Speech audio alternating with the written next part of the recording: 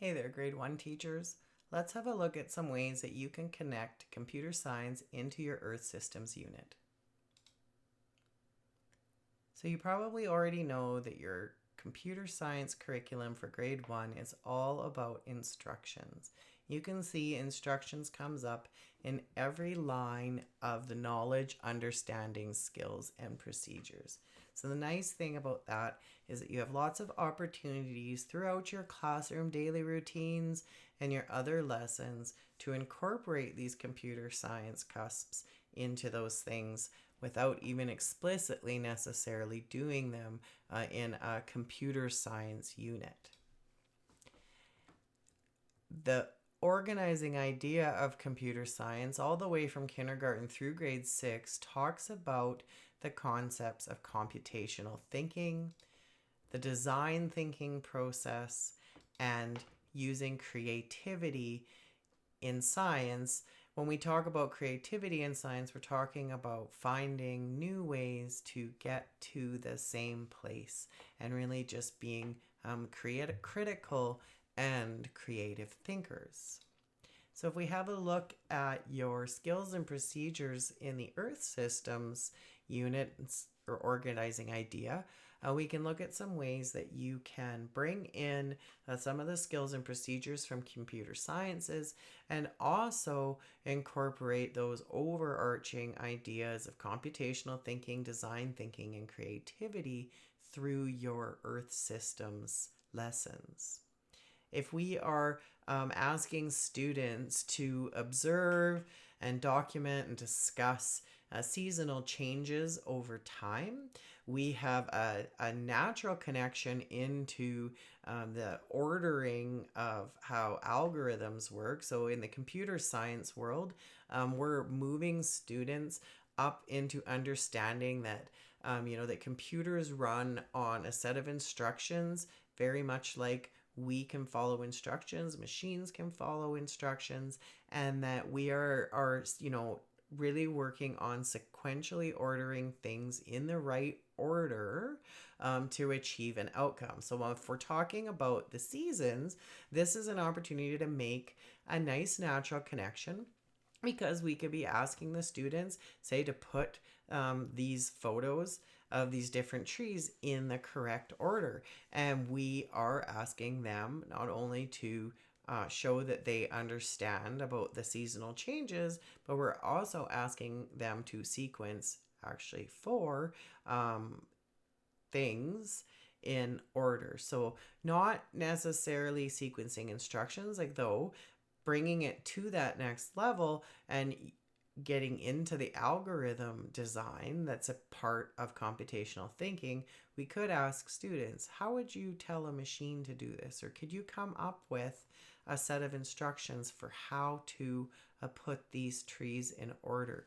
And you would be working on that computer science very at a deep level, while you're also talking about these earth systems.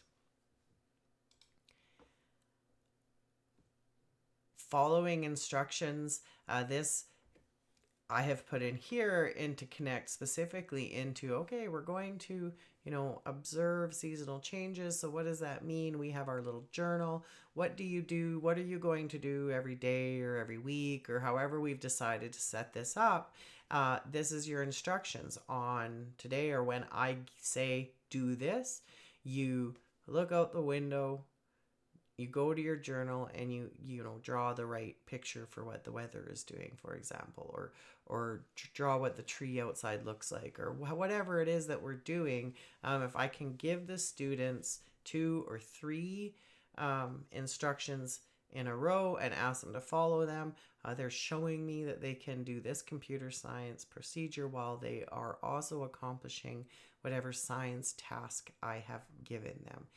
If we are documenting something, even if we're having a discussion, if you tell students, turn to the person beside you and share something, and then, sit and wait for the whole class discussion, there's 2 instructions. You can observe that they've done it. And then you also have the opportunity to draw in that connection to computer science for your students. So if you've ever heard me talk about referring to your students as kid bots and telling them that you are going to give them sets of instructions and that, those are like algorithms, just like a robot follows. And we have our algorithm for when the fire bell goes, and we have our algorithm for when the lunch bell goes, and so then if we're doing a science investigation, or we're having a discussion, all right, you guys, if we're going to have a discussion, how do you know we're going to have a discussion? Well, maybe the teacher puts their hand up, or we're asked to come to the carpet, or the teacher says we're having a discussion, and then we know we go to the carpet. And those following those steps, anytime they're doing it and following 2 or 3 steps in a row, they are doing that concept. If you talk about them being bots and how that is a set of instructions, you're really going to bring that in and then start to reach those transfer levels where they're connecting that computational thinking into other things that they're doing. This little skill and procedure here that talks about sharing personal experiences related to seasons is an excellent opportunity to draw in some of the design process, and where we would be working on empathy here. So we see personal experiences. That's going to bring up feelings. As we're sharing, we can have conversations about, geez, how do you think you would feel if that happened to you? And now we're definitely practicing empathizing. So we're not talking about, today we're going to learn about empathy, but we are asking students to, take a walk in someone else's shoes, to think how something would make you feel, and that's going to work in that empathy. Then we can give them a bit of an activity like this. It's got 3 instructions. Here they are. Set them off to complete this activity that's going to complete this skill and procedure from the Earth systems, but also complete this skill and procedure from computer sciences. If we're asking students to complete investigations, again, here's some of those skills and procedures from your computer science that you have the opportunity to have students.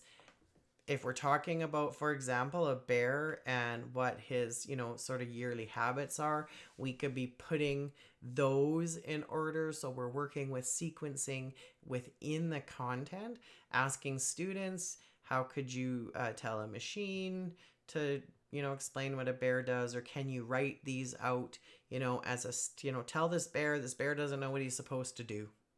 Well, in, October, prepare to hibernate, and in April, wake up. Spring, summer, you fish and hunt. If we ask students to write instructions for this bear, we are working on the computer science. And then our activity might not have anything to do with that. But if, again, we've given students a clear set of instructions for what we've expected them to do, we often probably in grade 1 are giving a lot of oral instructions, but maybe giving students, say with this example, a paper worksheet where they're going to be, drawing something in. The instructions on the worksheet are in drawn for them. Maybe there's some simple words there that they understand. So, there's that 2 different ways of getting instructions, and we're just building those computer science skills organically within our other teachings. But then also there's those opportunities to, explicitly make those connections and ask students, oh, can you this seems like a sequence of instructions like we've been doing in computer science. Let's, analyze this. Can we explain a sequence? Oh, we sure can. Well, then we're meeting this outcome too. And we're really going to be transferring those skills and procedures from computer science and into our other areas of study, which is going to be really beneficial for your students. If we are looking at an activity that's like a sorting activity like this, we're going to be getting deeply into the computational thinking piece. Again, we won't talk to students about how we are decomposing when we're looking at the different attributes of these animals and, We want to know if they hibernate or not. So abstraction means it doesn't matter what kind of animal it is. I don't care if it's furry or if it swims. We're just looking at whether or not it has this particular behavior pattern, which is, migrate and hibernate. So we're learning about earth sciences, but we're also applying computational thinking skills that are going to really build a solid foundation for your students when they get into more complicated computer science concepts in the older grades. Finally, this skill is again referring to personal experiences. So we're going to be sharing with our classmates, which is going to be drawing in that design process and the empathy piece again. We're going to be talking specifically about, sudden changes in weather environments. So we can bring in some of that instruction writing and ordering of sequences by, say, asking students to come up with a set of instructions for a blizzard or some other type of extreme weather. And we'll be covering some safety topics. We'll be working through some computational thinking as we're, breaking down what things matter, what needs to be included in the instructions. If, say, we're talking about a blizzard specifically, does, whether we're driving or not matter? Well, oh, yes, it does. Like the road conditions. Though, say, in the summer, if we were talking about a heat wave, being able to travel may not come into play. So that's that, decomposing, looking for patterns, figuring out, abstracting and figuring out what is the bare minimum, what absolutely has to be here for someone to understand what they should do in case of this extreme weather. So big ideas, lots of things coming into play, but really the job that you've given the students is to just work through this, come up with a set of instructions for how to deal with a blizzard. We've all lived in a blizzard, and then we're really going to be building these computational thinking and design skills at the same time without explicitly trying to teach those big level ideas to grade 1 students. So those are a few ways that we can connect computer sciences in. Here's just a little bit more along the same lines. So that computational thinking, if we're describing different environments and we're using our senses, we're going to be, focusing on if we're talking about smell, for example, does it matter what it looks like at all? No. So then there's that decomposing and the abstracting.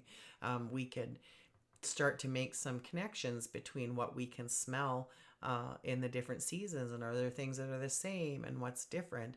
And then maybe we can even move beyond to creating some sort of type if-then statements or algorithms for what if it is winter, then you can see snow, for example. Else, well, maybe here in Alberta there could be snow in spring and fall for sure too. So just drawing in that computational thinking, even though we may not be asking students to, write out instructions for this particular senses activity, we are going to be doing decomposing, pattern recognition, and a little bit of abstraction when we're working through these things. So we're just building those skills. You're going to be doing it explicitly, and also just it's going to organically happen throughout your different areas of study.